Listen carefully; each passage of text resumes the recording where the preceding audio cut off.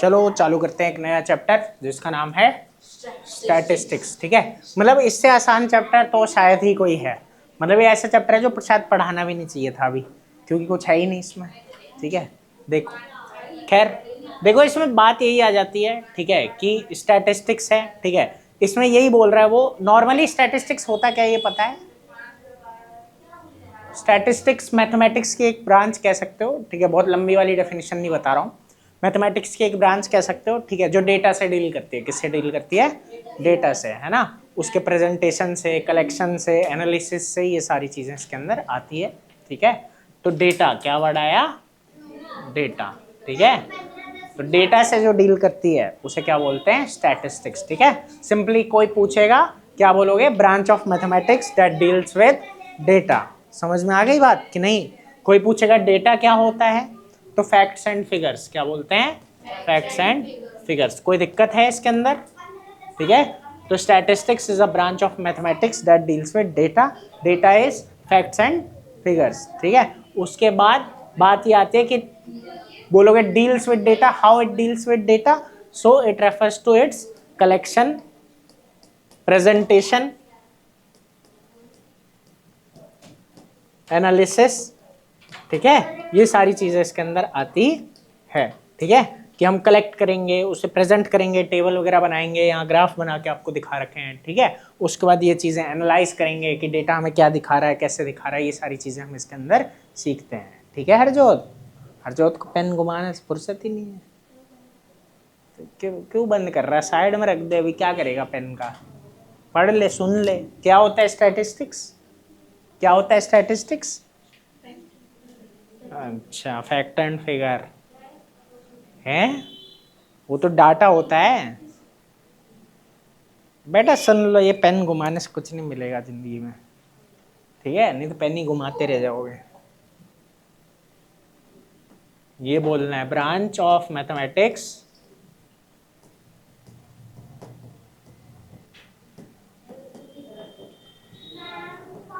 that deals with data. समझ गया? समझा? दोनों सेम ही है, प्रोनाउंसिएशन अलग अलग है। एक अमेरिकन है और एक ब्रिटिश है।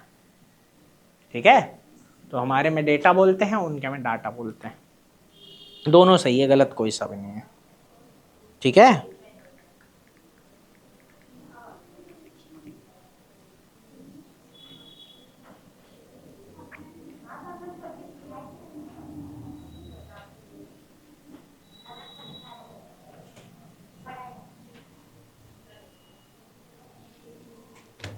चलो 1 मिनट रुक जाना।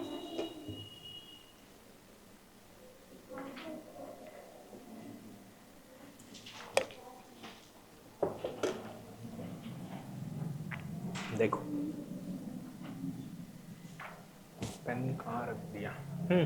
तो इसमें ना अब आपको ये है कि रिप्रेजेंटेशन जो होता है ना डेटा का टेबल से, वो डिस्कस हम पहले कर चुके हैं। कह रहा है अब हम अपना अटेंशन कहाँ ले जाएंगे? ग्राफिकल रिप्रेजेंटेशन पे। देखो, चीज़ों का जब ग्राफ बनता है तो ज़्यादा अच्छे से चीज़ें समझ आ पाती है। जैसे देखो, समझना, मैं अभी पढ़ा रहा था बच्चों को, ये चैप्टर पढ़ा रहा था, इसमें हाइट से रिलेटेड बात है। तो एक जगह ना तुमको टेबल दे रखा है, ये देखो, ये तुम्हें साइड में क्या दे रखा है? टेबल। टेबल को देख के तुम्हें एक अंदाजा लग जाएगा, ठीक है, कि ये टेबल हमें यही बता रहा है कि जो बॉयज होते हैं वो 8 साल की उम्र तक 72% पे पहुंच जाते हैं अपनी टोटल हाइट का। ठीक है, 11 में 81, इस तरीके से ही दिखा रहा है। ठीक है, लेकिन जब आप इसको कंपैरिजन के लिए देखो तो ग्राफ आपको ज़्यादा अच्छे चीज़ें बता पाएगा कि देखो गर्ल्स में हमेशा क्या रहा? ज़्यादा। फिर एक टाइम आया कि यहाँ पे आके गर्ल्स का क्या हो गया? थोड़ा कांस्टेंट हो गया और बॉयज़ का इंक्रीजिंग रहा। फिर एक टाइम आया दोनों बराबरी पे लगभग आ गए। समझ आया? इनका शुरू में ज़्यादा रहा, ठीक है, बॉयज़ का शुरू में कम रहा थोड़ा, फिर ग्रोथ रेट, फिर एकदम से इनका क्या हुआ? ऐसे हो गया, है ना। तो ग्राफ को देख के हमें चीज़ें ज़्यादा समझ में आती है। समझ आ रहा है कि नहीं? ऐसा वो कहना चाह रहा है, और ये बात आप इससे समझ भी पा रहे होगे। ठीक है, कि एक टेबल है, आप उतना कंपैरिजन कर सकते हो, मना नहीं है, ठीक है, लेकिन इसमें एक अलग ही तरीके से आप कंपेयर कर सकते हो, आपको देखते ही चीज़ें समझ में आएगी। तो कभी भी जो है, ठीक है, ये ग्राफिकल रिप्रेजेंटेशन या डायग्रामेटिक रिप्रेजेंटेशन अच्छा होता है। ये बात ये कहना चाह रहा है, कोई दिक्कत है इस बात में? तो वही बोल रहा है कि टेबल वाली बात तो कर ली, अब हम ग्राफिकल रिप्रेजेंटेशन की बात करेंगे। ठीक है, कह रहा है जो एक पिक्चर होती है वो हजारों वर्ड से अच्छी होती है। समझ आ रहा है कि नहीं? ऐसा कहा जाता है। कह रहा है कंपैरिजन जो होता है ना इंडिविजुअल आइटम वो ग्राफ से शो हम करते हैं। ठीक है, तो रिप्रेजेंटेशन जो होता है वो ईजी हो जाता है अंडरस्टैंड करना। ठीक है, जैसे तुमने बहुत तरीके के ग्राफ देखे होंगे। ठीक है, उनमें कंपैरिजन होता है। जैसे मान लो अगर सेल्स का ग्राफ देखें, ठीक है, तो मान लो एक सेल्स का ग्राफ है, वो दिखा रहा है 2019 में एक गाड़ी कितने की बिकी और दूसरी कितने की बिकी। ये हो गया 2019 का।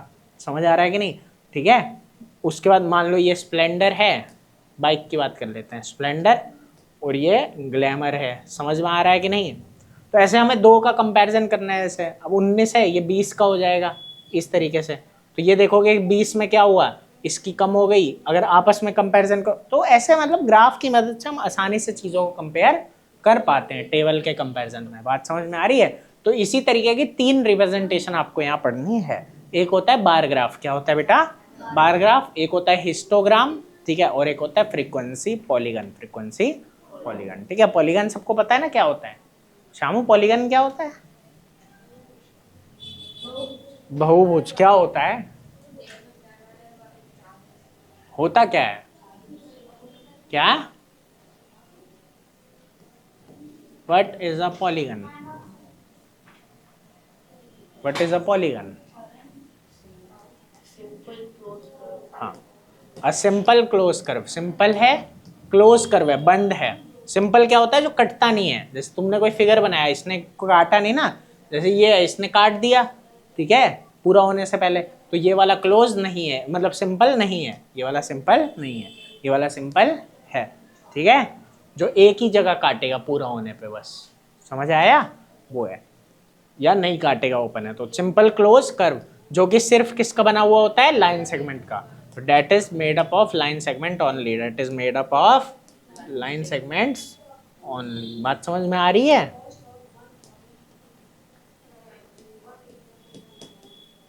जो कि सीधी सीधी लाइनें होती है। पॉलीगन में क्या होती है? सीधी सीधी लाइनें होती है। बात समझ में आ रही है कि नहीं?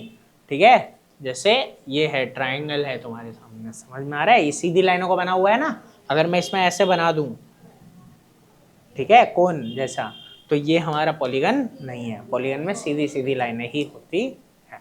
ठीक है भाई, तुम्हें आ रहा है समझ में? तुमको आ रहा है दीदी? शाबाश, आ रहा है? ठीक है, इसके बाद ट्राइंगल पढ़ेंगे। देखो, कह रहा है bar graph. In earlier classes आपने ये पढ़ा भी हुआ है बार ग्राफ। ये जो बचपन से ग्राफ बनाते आए हो ना, ये इस तरीके का, यही बार ग्राफ है। इसमें तुम्हें जनवरी, फरवरी, मार्च दे रखा है। इस तरफ हमने मंथ ऑफ बर्थ ले लिया और इधर नंबर ऑफ स्टूडेंट। मान लो एक क्लास है, उसमें कुछ बच्चे हैं, ठीक है, तो हम यही देख रहे हैं जनवरी में कितने बच्चों का बर्थडे आता है, फरवरी में कितने बच्चों का बर्थडे आता है, मार्च में कितने बच्चों का आता है। अब इसका मैं टेबल भी बना सकता था, या फिर मैंने ऐसे ग्राफ भी बना लिया। लेकिन ग्राफ देख के देख रहे हो, अच्छा लग रहा है ना, कंपैरिजन भी कर पा रहे हैं। जैसे किसका सबसे ज़्यादा है सीधा पता लग गया। अगर टेबल होता तो तुम देखते, इसमें सीधा सीधा दिख रहा है, तो दिख रहा है ना, ये दिख रहा है सीधा सीधा, लगभग अक्टूबर, नवंबर, दिसंबर में बराबर बराबर है। समझ आ रहा है? तो कंपैरिजन थोड़ा इजी हो जाता है, इसीलिए ये ज़रूरी है। समझ आ रहा है हरजोत? तो ये बार ग्राफ है बेटा। क्या है? Bar graph. इसमें देखो बार है ना, डंडे। बार मतलब क्या हो गया? ये डंडे टाइप के हो गए। तो ये हमने बना दिए हैं सिंपली। कोई दिक्कत इसमें? ये कुछ क्वेश्चन है, एग्जाम्पल है। जैसे how many student were born in the month of November. नवंबर में कितने बच्चे पैदा हुए हैं? 4। ठीक है, तो इसको देख के आप आराम से आंसर कर सकते हो। ठीक है, इसमें बहुत ज़्यादा मेरे बताने वाला कुछ नहीं है। आ रहा है दीदी समझ? पक्का? ठीक। आप लोग भी बच्चों जो ऑनलाइन पढ़ रहे हो, अगर कहीं भी कोई डाउट आता है तो ज़रूर बताना। ठीक है, कोशिश करेंगे आपको और अच्छे से समझा सकें। देखो, एक कह रहा है कि फैमिली है, उसकी मंथली इनकम जो है 20,000 है। उसने प्लान किए हैं फॉलोइंग, है ना। कह रहा है ग्रोसरी पे 4,000 खर्च हो जाएगा, रेंट पे 5,000, एजुकेशन पे 5,000, मेडिसिन पे 2,000, फ्यूल पे 2,000, एंटरटेनमेंट पे 1,000 और मिसलिनियस मतलब छोटे मोटे खर्चे एक। कह रहा है बार ग्राफ बनाओ। क्या बनाओ? Bar graph. ठीक है, ये आपको समझा रहा है। देखो, ये यहाँ पे हमने हेड्स ले लिए, ठीक है, यही दे रखे हैं, या फिर एक्सपेंसेस बोल सकते थे। ठीक है, और इधर क्या हो गया? एक्सपेंडिचर की कितने रुपीस में हम उस पर कितना खर्चा कर रहे हैं। ठीक है, तो इस तरीके से आप बार ग्राफ बहुत प्यार से बना सकते हो। कोई दिक्कत है? क्या वो गोली? कोई दिक्कत है तो बताओ। ठीक है, बार ग्राफ बनाना आ जाएगा, कर लोगे? कुछ मुश्किल तो नहीं लग रहा? शामू, हिंदी में क्या बोलते हैं बार ग्राफ को? ये दंड अलेख। अच्छा, ये भी ठीक है, समझ में आया। अब आता है हिस्टोग्राम। क्या आता है? हिस्टोग्राम में क्या होता है? ये चिपके चिपके हुए होते हैं, बार में अलग है, हिस्टो में क्या हो गया? चिपक गए। समझ आ गया? तो क्या बन गया? कितना खुश हो रहा है चिपकने के नाम से। है ना? मोटे की हंसी देख।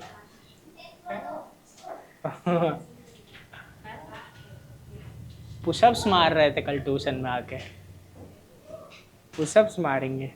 मोटे से नहीं मरवाया तुमने पुशअप? क्यों? अच्छा, मनाही कर दिया इसने। तुम ही दोनों अकेले अकेले चालू हो गए। चलो, टीचर ना हो तो पुशअप मारने लगो। वाह, देखो कह रहा है एक रिप्रेजेंटेशन है बार ग्राफ की तरह, लेकिन एक कंटिन्यूअस क्लास इंटरवल की तरह होता है। कि मान लो जैसे ये ना 30 से 35, फिर 35 से 40, फिर 40 से 45, इनमें कोई गैप नहीं आ रहा है, इनमें कोई गैप नहीं आ रहा। ठीक है, जैसे हम एक क्लास में बच्चों का वेट देख रहे हैं, क्या देख रहे हैं? वेट। तो किसी का 30 से 35 है, किसी का 35 से 40, 40 से 45, तो इसमें रेगुलर है। ठीक है, तो जब हम बनाएंगे ना बार ग्राफ की तरह नहीं बना पाएंगे। समझ आ रहा है? या नहीं बनाना चाहिए। ज्यादा अच्छा कौन सा है? अच्छा तो यही है ना कि हम रेगुलर ले लें, फिर हमें आसानी से पता चल जाएगा। जैसे इसमें ये बना रखा है कि 30 से 35, और ये किंक डाला जाता है। ये डाला जाता है जब देखो यहाँ तो गैप कितना है? 5-5 का, लेकिन हमें यहाँ 0 से सीधा किस पे आना था? 30 पे। 0 से किस पे आना था? तो हम ये एक छोटा सा ये साइन डाल देते हैं। समझ आ रहा है बेटा? किस किस को आ रहा है समझ में? ये क्यों डाला? क्यों डाला हरजोत? हाँ, 0 से 30 पे आना था जैसे, क्योंकि बाकियों में तो 5-5 का गैप है। ठीक है, इसलिए हमने वो डाल दिया। ठीक है, नहीं आया? मतलब बहुत देर तक हाथ उठा के रखा ना, मुझे लगा कोई डाउट। समझ में आ गई बेटा बात? वेरी इजी चैप्टर, कोई खास दिक्कत वाली बात इसमें नहीं है। ठीक है, अब एक बात देखना है, यहाँ पे एक चीज दे रहा है वो, कि मान लो जैसे ये है, इसमें ना बराबर नहीं है। कभी 0 से 20 है, कभी 20 से 30, कभी 30 से 40, 40 से 50, ऐसे है। मतलब शुरुआत में क्या देखा आपने कि 20 का गैप था, फिर यहाँ 10 का हो गया। ठीक है, और इस गैप को क्या बोलते हैं? Class interval. क्या बोलते हैं? समझ में आ रही बात? नहीं, एक मिनट, विड्थ, विड्थ होगा। ठीक है, क्लास विड्थ है ये। कोई दिक्कत? तो इस तरीके से ये चीजें चलती है। देखो अब, क्योंकि इंटरवल तो सारे ही हैं। ठीक है, इनको जो बीच का गैप होता है ना, ठीक है, क्लास विड्थ बोलते हैं उसको।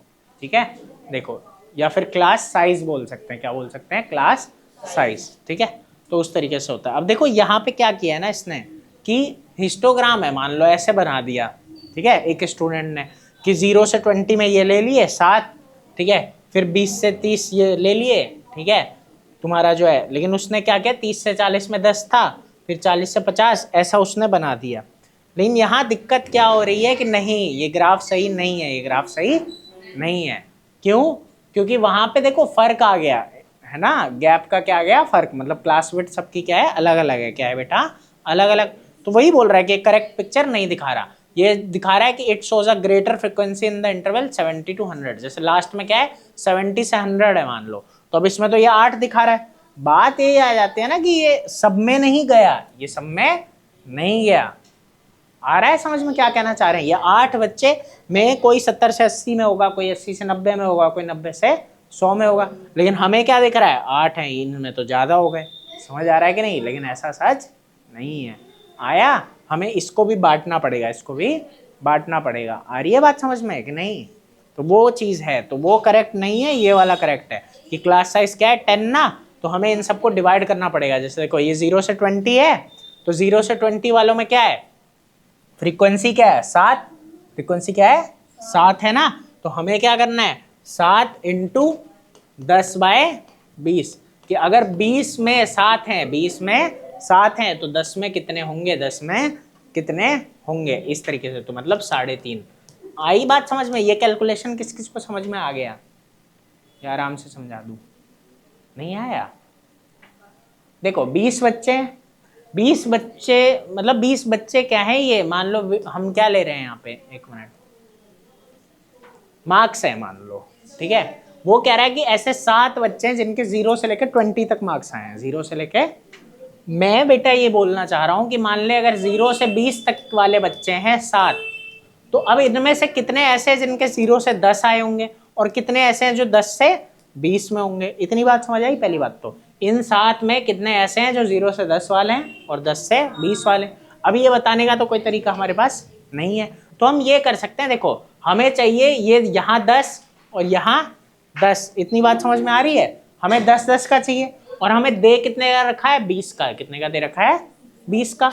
तो फॉर्मूला ये बनता है कि जो 7 बच्चे हैं ना, इन्हें हम क्या करें कि 20 में से 10 निकाल लें। 20 में से क्या निकाल लें? 10। टीचर जब नंबर देती है ये करते हैं ना 10/20, तो हमें क्या चाहिए? 10 चाहिए 20 में से, 10 चाहिए 20 में से, कि 10 वाले कितने हैं। अगर 20 समझ आ रहा है ना, 0 से 20 वाले 7 हैं, तो हमें 10-10 में बांटना है, हमें 10-10 में बांटना है, तो ये 10/20। अगर मैं रटवाऊं तो रटने के लिए तो ये है ही कि भाई 20 में से 0 माइनस हो गया, 20 आ गया, ठीक है। बाकी हमें 10 में चाहिए, इसलिए यहाँ पे ऊपर 10 आ गया। लेकिन बात है ना कि समझो कि फ्रैक्शन का यूज हो रहा है यहाँ पे नॉर्मली, समझ आ गया कि हमने उसे, ठीक है 20 है तो उसके कंपैरिजन में हमें 10-10 में बांटना है, तो 10/20 कर दिया। समझ में आई बात? तो 3.5 हो गया। तो जब हम यहाँ से यहाँ तक दिखाएंगे ना तो 3.5 लेंगे। कितना लेंगे बेटा? 3.5। अब आ गया या अभी भी डाउट है कुछ? तो ये प्रॉपर क्या होगा? 3.5। अब ये तो 10 ही है तो कोई दिक्कत नहीं है। यहाँ पे देखो 30 है, तो यहाँ क्या करेंगे? 8/30 × 10, ठीक है, कि हमें 1/3 करना है। क्या करते हैं?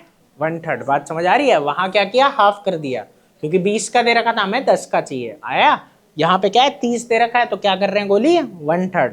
कि 1/3 क्या है? 2.67। मतलब हर एक में 70 से 80 में 2.67, 80 से 90 में 2.67, 90 से 100 में 2.67। अब ये ठीक लग रहा है? आई बात समझ में?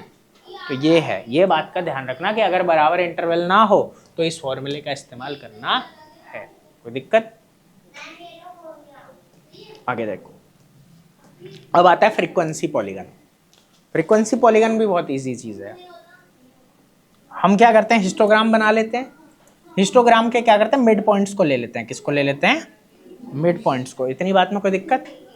मिड पॉइंट ले लिए, जैसे अब इससे भी एक पहले वाला ले लिया तो इसका भी मिड पॉइंट ले लिया। सारे मिड पॉइंट को क्या करोगे? आपस में जोड़ दोगे, बात खत्म। आई बात समझ? नहीं आई? तन्नू आया या आराम से बता दूं? देखो सुनो, हिस्टोग्राम बनाया ना, हिस्टोग्राम बनाने के बाद क्या करना है? इनका जो ये बीच का पॉइंट होता है ना, जैसे मान ले ये 1 सेंटीमीटर का बना हुआ है। कितना बना हुआ है? 1 सेंटीमीटर का। तो इसका मुझे ये वाला पॉइंट लेना है, मतलब जो 0.5 पे है। समझ आया? मान ले इसका अगला ऐसे बॉक्स बना हुआ है, इसका भी मिड पॉइंट लेंगे। आई बात समझ? इससे जो पहले वाला है जो ग्राफ पे, इसका ले लेंगे, फिर इन सबको आपस में स्केल की मदद से जोड़ देंगे। आ गई बात समझ में? तो ये पॉलीगन बन गया। क्या बन गया? इतना ही फर्क है बस, और कुछ खास नहीं है। आया? तो ये ना हमें ये दिखा देता है बढ़ा फिर घटा फिर बढ़ा फिर घटा, तो ऐसे देख के मजा आता है। समझ में आ रहा है? नहीं आ रहा है गोली? तो आसान है। अब कभी कभी क्या है कि हम क्या क्या बोला?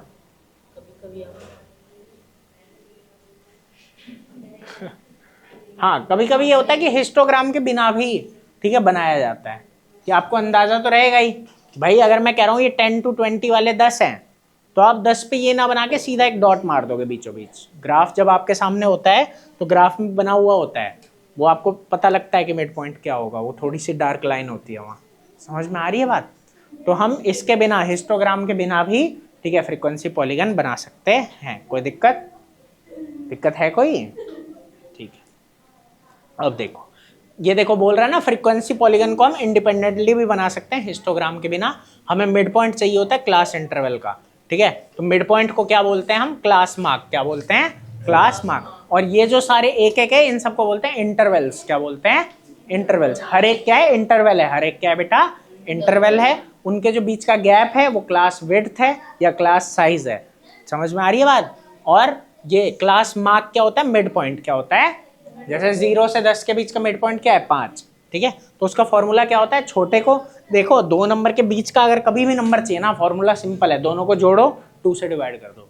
जैसे मैं आपसे कहूँ 15 और 25 के बीच में कौन सा नंबर आएगा, 25 कर देते हैं, कौन सा नंबर आएगा, ठीक है, कि वो यहाँ से भी उतना ही गैप हो, यहाँ से भी उतना ही, तो दोनों को जोड़ो और 2 से क्या कर दो, डिवाइड। समझ में आ रहा है कि नहीं? तो ये कितना हो जाएगा, 25 15 कितना होता है आजकल, 40/2 कितना आएगा, 20।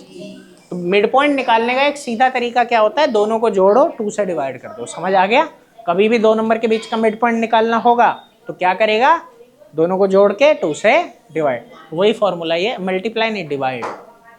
ठीक है, क्या हो गया, हंसता नहीं है यार, ऐसे पढ़ाई कर, गलत बात। कभी किसी यहाँ तो हंस लो कोई बात नहीं, यहाँ तो मैं हूँ क्योंकि ठीक है, लेकिन बाहर कभी जाके ना हंसना नहीं किसी बच्चे पे, गलत बात होती है। वो आता देख किसी को कुछ नहीं होता भीड़ भड़क्के में, जो लोग दूसरे पे हंसते हैं ना उन्हें और नहीं आता होता कुछ, लेकिन वही है कि अब, और जिसे नहीं आता जेन्युइनली वो पूछ रहा होता है, उसे बेचारे को फिर बाद में जो है शर्म आती है कि सिर्फ शायद मुझे ही नहीं आता होता। वो तो बच्चा है ना, उसको ये नहीं पता कि ये सब गधे हैं जो हंस रहे हैं। इसको आता होता है, वो नहीं हंसता है जबरदस्ती, उसे पता है कि हाँ चलो ठीक है कोई नहीं। तो ऐसे हंसना नहीं किसी पे, कभी डिमोटिवेट हो जाता है कोई कोई, वो सही नहीं है। Upper limit plus lower limit divided by 2, ठीक है, ये इस तरीके से चल रहा है।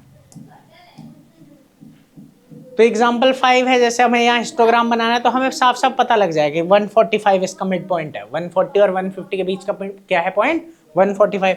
तो हम सीधा सीधा क्या करेंगे, जब बनाएंगे ना तो 145 पे पॉइंट ले लेंगे। यहाँ पे हमने लिए ही वही 135, 145, 155, समझ आ गया, मिड पॉइंट ही ले लिए, मिड पॉइंट ही ले लिए। आया कैसे बनेगा, बिना हिस्टोग्राम के हमें क्या बनाना है, फ्रीक्वेंसी पॉलीगन। तो उसके लिए हमने क्या किया, इन सबके मिड पॉइंट ले लिए, क्या ले लिए, मिड पॉइंट। मिड पॉइंट को क्या बोलते हैं, क्लास मार्क, क्या बोलते हैं, क्लास मार्क। बात समझ आई? और फिर सबको जोड़ दिया। कोई दिक्कत है? तो यही है आपका चैप्टर, छोटा सा नन्ना सा मुन्ना सा प्यारा सा पिंगू सा चैप्टर, खत्म।